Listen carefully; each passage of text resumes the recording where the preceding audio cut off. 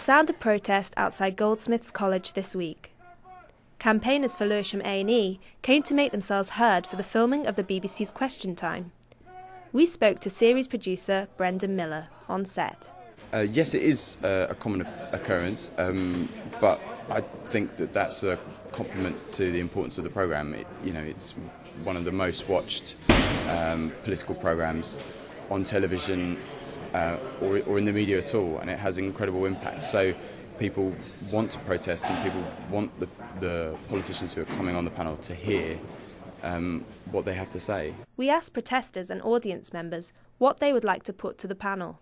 You've got a ticket to go into Question Time. Yes. The production assistant said to me yesterday when they rang me, and I went. I got one about the hospital, and she said no, it's too local. We don't want that. We want ones that are national, things that have been in the news.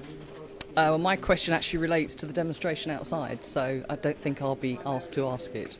Because they feel it only relates to this particular area and it would be of little interest to the other people in the UK, whereas in fact actually is of interest to everybody in the UK. Inside, the panel members for Question Time gave us their views on the potential closure of Lewisham A&E. John Bird, founder of The Big Issue. Lewisham Hospital, I hope that comes up, because that's about the community. I know this community. I used to live just around the corner and I've used Lewisham Hospital. Does sound like Lewisham Hospital, which is beyond compare, is likely to be cut in order to fulfil budgetary requirements, which sounds like taking one of your best children and not, saying, well, right, you've got to suffer because the others are not doing very well. Nadine Dorris, MP for Mid Bedfordshire and star of I'm a Celebrity, Get Me Out of Here. We caught her after she'd been outside meeting the protesters.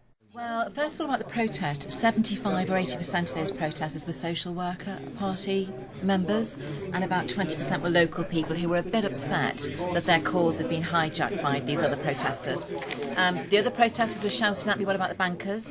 The local people kind of, bulldozed their way to the front to let me know what their concern. Because I said, I've come out to know, can I say anything on the panel for you tonight? And they kind of battled their way to the front and told me what their concerns were. But they were upset that they've been hijacked by a militant organisation. Lord Prescott, former Deputy Prime Minister. Did you see in your way in tonight the protest outside? I saw it as I went past. Yeah. And quite a lot of people. Do you know about the Lewisham A&E and what's your opinion on that? Well, the Lewisham is pretty clear, isn't it? He promised that he wasn't going to top down. He's done that. He promised that nowhere would close down if the people didn't want it. As I understand, in Lewisham, the doctors don't want it, the people don't want it, and they're mixing it up with the South London on a financial framework. And Hunt's going to have to make a decision, isn't he? I hope that pressure will make it clear for him. We asked Lib Dem, Ed Davey, if he thought the campaign would come up in the questions. We've seen the protesters here about the threat to the A&E maternity at Lewisham.